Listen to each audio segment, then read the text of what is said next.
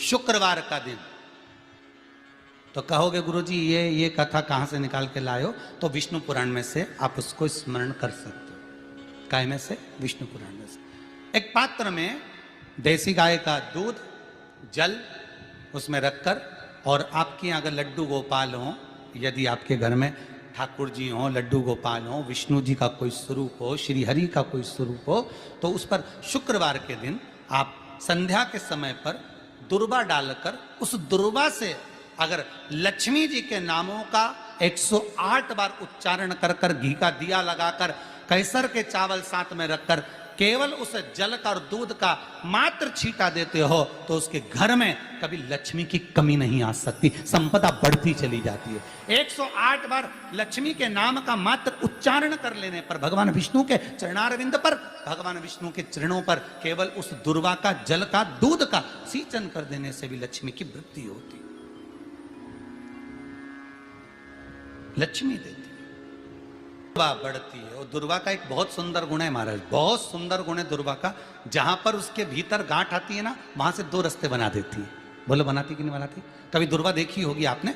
जहां गांठ आई वहां 2 रास्ते बनाएगी, फिर गांठ आई फिर 2 रास्ते बनाएगी, फिर गांठ आई फिर 2 रास्ते बनाएगी। दुर्वा का क्रम ऐसा है कि हम भगवान को दुर्वा क्यों देते हैं, उसका कारण यह है कि मान लो हे परमात्मा, हे शंभु, हे गणेश, हे प्रभु नारायण, अगर मान लो मेरा एक रास्ता चलते चलते गांठ पड़ जाए, एक रास्ता मेरा बंद हो जाए, तो वहां से मेरे दूसरे रास्ते खोल देना। इसलिए दुर्वा भगवान को समर्पित करी जाती है। दुर्वा को समर्पित करने का क्रम ही यही है कि मेरे मार्ग खुल जाए, मेरी राह खुल जाए, मेरा मार्ग चारों तरफ खुलता चला।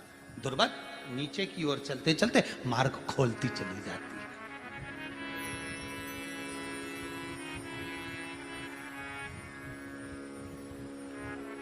अमृत है ये, इसलिए नष्ट नहीं होती।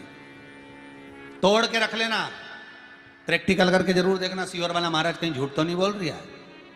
तोड़ कर रखो दुर्वा को, बोरी में भर कर रखो, 4 साल 6 महीने 8 महीने बाद सूख जाए, बेकार हो जाए, उसके बाद भी उसको खेत में, बगीचे में कहीं ले जाकर पटक देना, 8-15 दिन पानी देना, देखो फिर वापस वही हरि की हरि होना, वही कहीं ना कहीं से स्फुटित होते फिर आगे बढ़ना चालू कर देगी। उसका तत्व है अमृत,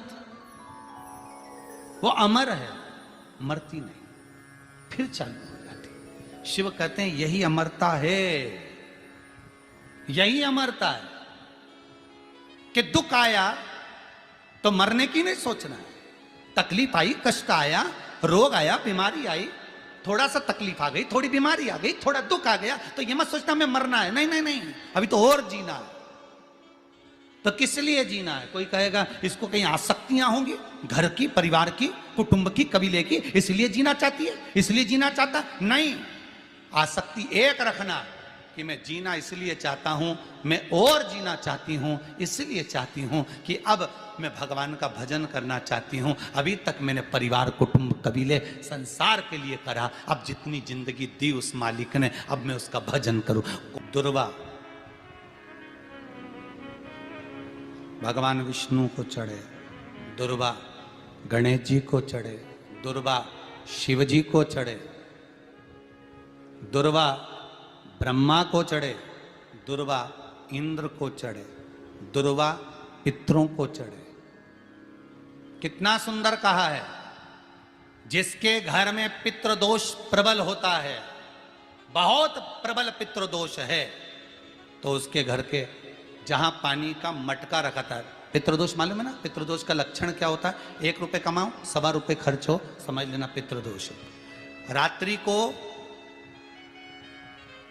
सो गए तुम, बड़े चक नींद आ गई तुमको, बहुत प्रेम से सो गए, सोने के 1.5 घंटे या 2 घंटे बाद तुम्हारी नींद खुल जाए और कम से कम आधे घंटे तक तुमको भूख लग रही हो, समझ लेना पितृदोष है। सोकर उठने के बाद में जैसे ही 1-2 घंटे की नींद हो गई और अचानक नींद खुल गई और तुम्हें भूख लग रही है, भूख लग रही है, प्यास लग रही है बहुत तेज, अभी सोए हो, 1.5 घंटा ही हुआ, 2 घंटा ही हुआ, भूख लगने लगी, बहुत तेज भूख लग रही है, समझ लेना पितृदोष है। पितृ भूखे हैं, भोजन की याचना कर रहे हैं, भोजन की याचना। सोने के बाद तत्काल नींद खुले 2 घंटे के बाद, भूख लगे, उसका भी एक समय बताया है महाराज ब्रह्मवर्ता पुराण के अंतर्गत कि रात्रि को सोने के बाद में 1 घंटे की नींद हो जाए और उसके बाद में 2 घंटे के अंदर वापिस नींद खुल जाए और भूख लगने लगे तो समझ लो पितृ भूखे हैं, भोजन मांग रहे, अन्न मांग रहे, पितृ दोष है।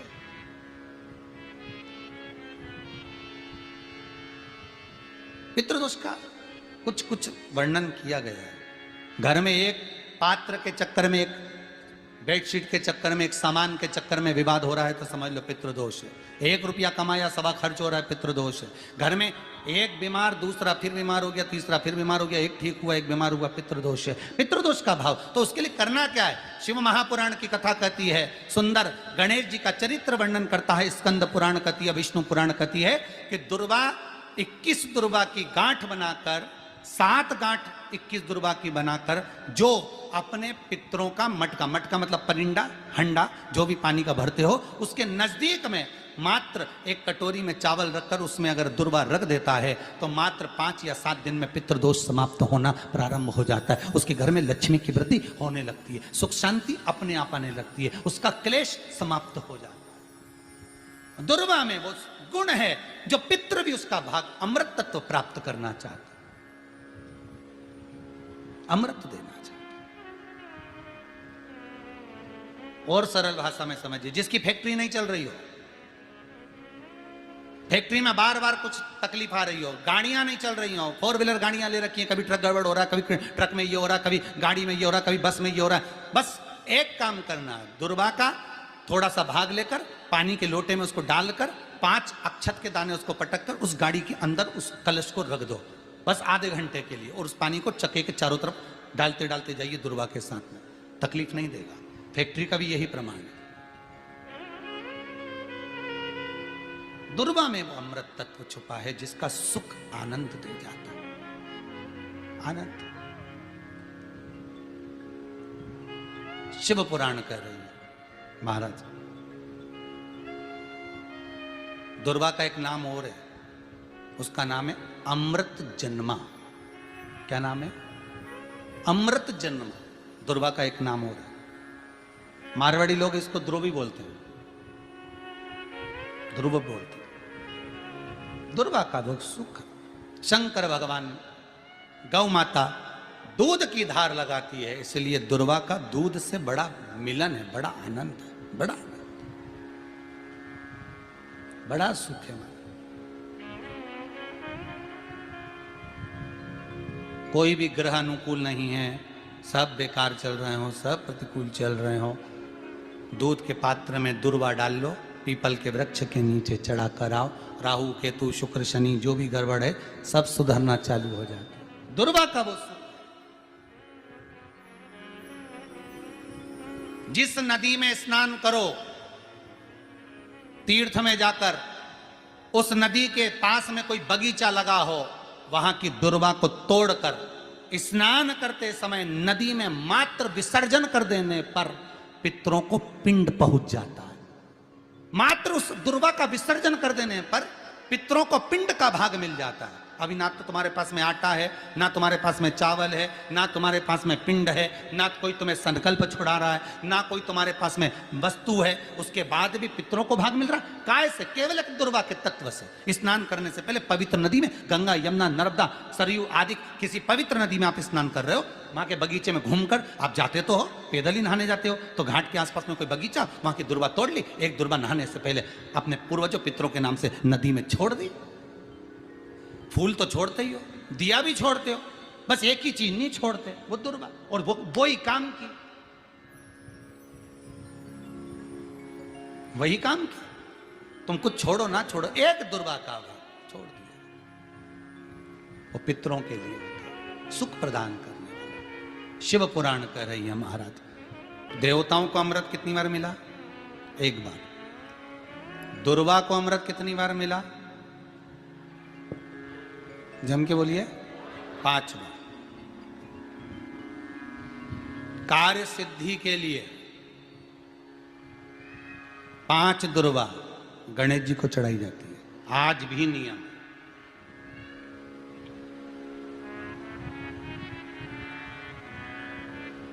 कभी आपको मौका मिला हो और आपने रावण संहिता पढ़ी हो।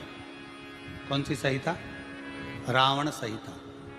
क्योंकि रावण शिव का उपासक था, भजन करने वाला था। शिव तांडव स्तोत्र आज भी लोग रावण का एक आनंद में पढ़ते।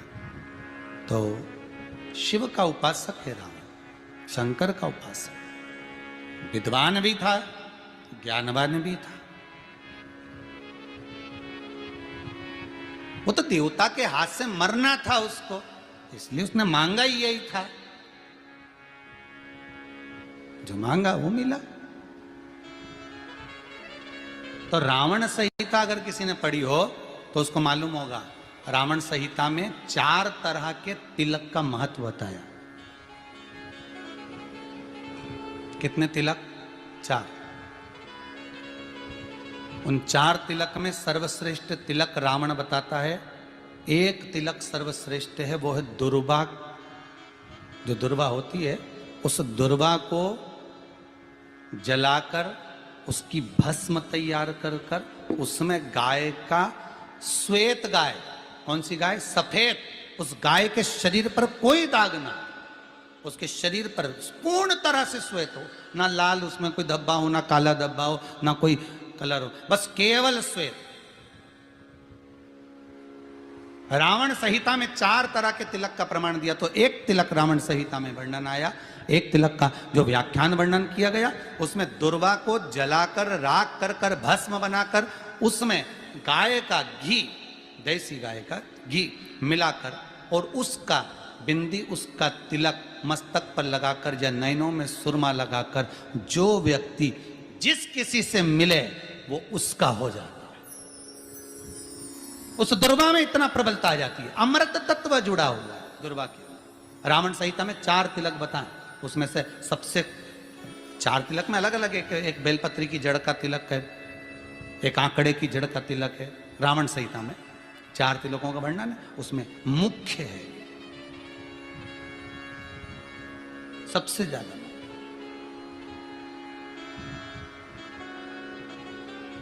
हम तो कहेंगे, अगर मान लो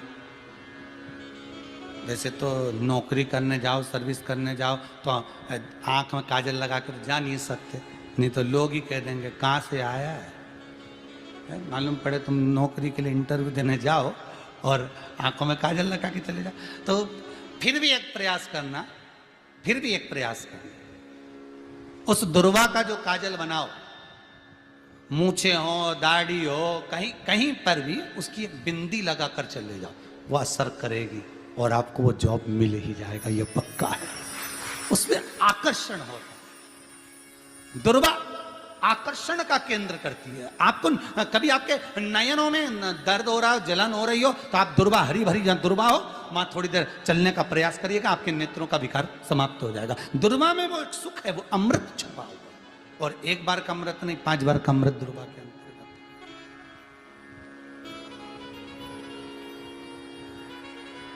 कौन से देवता हैं जिनके ऊपर दुर्वा का जल दूध में मिला हुआ छीटा जाए? श्वेत गाय के। देखो दूध का प्रमाण बार बार दुर्वा के साथ आया, उसका कारण क्या है? क्या कारण हो सकता है उसका? उसका एक कारण है, समुद्र मंथन के समय पर सबसे पहले कुछ निकला था, तो समुद्र मंथन में सबसे पहले निकली थी गौ माता निकली थी। क्या निकली थी?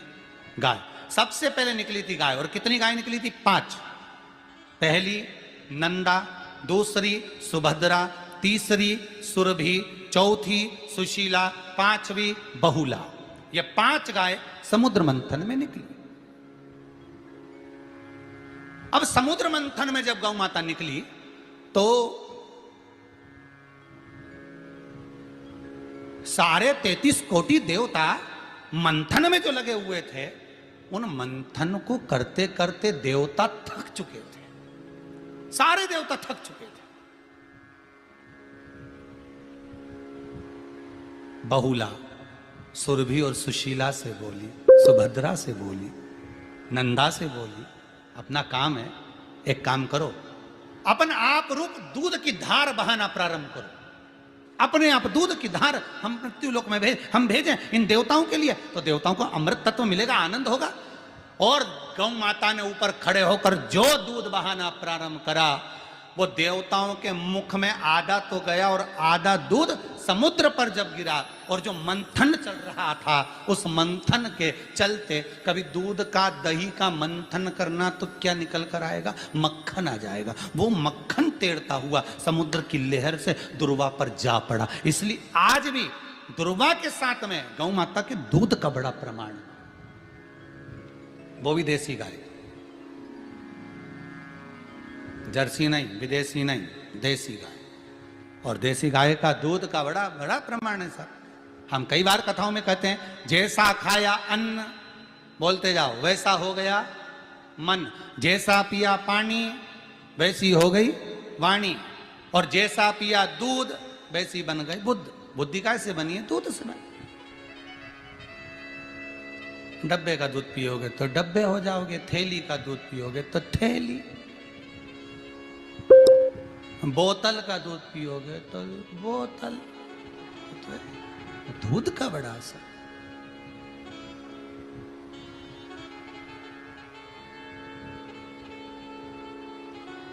गौ माता के दूध का पान। कहा एक पात्र में जल और दूध ले लीजिए, शुक्रवार का दिन। तो कहोगे गुरुजी ये कथा कहां से निकाल के लाए हो? तो विष्णु पुराण में से आप उसको स्मरण कर सकते हो। काय में से? विष्णु पुराण में से। एक पात्र में देसी गाय का दूध, जल उसमें रखकर, और आपके अगर लड्डू गोपाल हो, यदि आपके घर में ठाकुर जी हो, लड्डू गोपाल हो, विष्णु जी का कोई स्वरूप हो, श्री हरि का कोई स्वरूप हो, तो उस पर शुक्रवार के दिन आप संध्या के समय पर दुर्वा डालकर, उस दुर्वा से अगर लक्ष्मी जी के नामों का 108 बार उच्चारण कर कर, घी का दिया लगाकर, कैसर के चावल साथ में रखकर, केवल उस जल का और दूध का मात्र छींटा देते हो, तो उसके घर में कभी लक्ष्मी की कमी नहीं आ सकती, संपदा बढ़ती चली जाती है। 108 बार लक्ष्मी के नाम का मात्र उच्चारण कर लेने पर, भगवान विष्णु के चरणारविंद पर, भगवान विष्णु के चरणों पर केवल उस दुर्वा का जल का दूध का सींचन कर देने से भी लक्ष्मी की वृद्धि होती है। जैसे व्यक्ति का कोई काम नहीं हो रहा, बहुत दिन से लगे, बहुत समय से लगे, ये काम हो ही नहीं रहा, तो शंकर जी का नाम को उल्टा कर कर जपना चालू कर दो, नमः शिवाय ओम। आपको लगे कि आपके घर में शांति बिल्कुल नहीं है, क्लेश बहुत ज्यादा है, बहुत ज्यादा तकलीफ, हमारे घर में कुछ न कुछ जरा सी बात पर विवाद होता ही है, तो प्रयास करिएगा कि आप काली तिल थोड़ी सी, एक काली मिर्ची और 7 लौंग, क्या क्या तिल चीजें हैं, काली तिल, काली मिर्ची, 7 लौंग, केवल ये हथेली में रखकर अपना नाम और गोत्र बोलकर अपने दरवाजे से बाहर निकलकर किसी भी शंकर के मंदिर को समर्पित करिए। शिव पे नहीं चढ़ाने दें तो शंकर की चौखट पर रखें। महाराज घर में कभी क्लेश नहीं होगा, बिल्कुल शांति। और शुक्रवार के दिन माता लक्ष्मी के लिए अग्नि में आहुति दीजिए। महाराज शाम के समय पर सूर्यास्त के पहले शिव महापुराण की कथा कहती है, अग्नि पुराण कहती है, नर्मदा पुराण कहती है, लिंग पुराण कहती है कि बेलपत्री के वृक्ष के नीचे वो भी जाने तो यहां तक वर्णन किया शिव महापुराण में तो, कि बेलपत्री का जो फल होता है ना, बेल फल जो होता है, कहते हैं अगर किसी व्यक्ति के यहाँ लक्ष्मी की कमी होती है, संपदा की कमी होती है, जिसके यहाँ पैसा नहीं आता, धन नहीं आता, तो बेल का जो फल होता है, बेलपत्री का जो फल होता है, उस फल के गूदे को, बेलपत्री के फल का गुर्दा निकाल लो, सुखा लो, गाय के घी में उसको डुबो लो, और शुक्रवार के दिन माता लक्ष्मी के लिए अग्नि में आहुति दीजिए। महाराज शाम के समय पर सूर्यास्त के पहले ये जो आहुतियां हम बेले के गुर्दे के फल की गाय के घी में डुबोकर माता लक्ष्मी और भगवान विष्णु के नाम से देते हैं महाराज। 2 या 3 शुक्रवार करोगे, लक्ष्मी की कभी कमी नहीं आती, संपदा बढ़ती है। एक प्रयोग और कर देखना, कभी अगर मौका मिले आपको तो प्रयोग कर देखिए। लिंग पुराण के अंदर लिखा हुआ है, शिव पुराण में, लिंग पुराण में और स्कंद पुराण में कहा गया है कि अगर किसी ने बेले के फल का अगर थोड़ा सा भी गुर्दा पाया है, बेले के फल को खाया हो या बेल का रस पिया हो या बेल के फल का जूस पिया हो, अगर वो व्यक्ति का अनायास किसी कारणवश प्राण भी छूट गए हो, तो शिव महापुराण की कथा कहती है कि 27 दिन तक वो बेल के फल का रस उसके नस नस में रहता है, तो उस व्यक्ति को यम नहीं छूते, वो कैलाश पर निवास करता है। मर भी जाता है तो अधोगति में नहीं पड़ता, नरक नहीं भोगता, वो बैकुंठ पद का कामी हो, बैकुंठ का निवासी।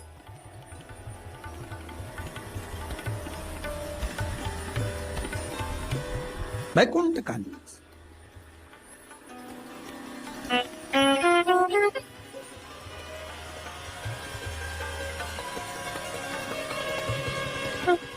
ये जो शिव जी को चढ़ती बेलपत्री हुई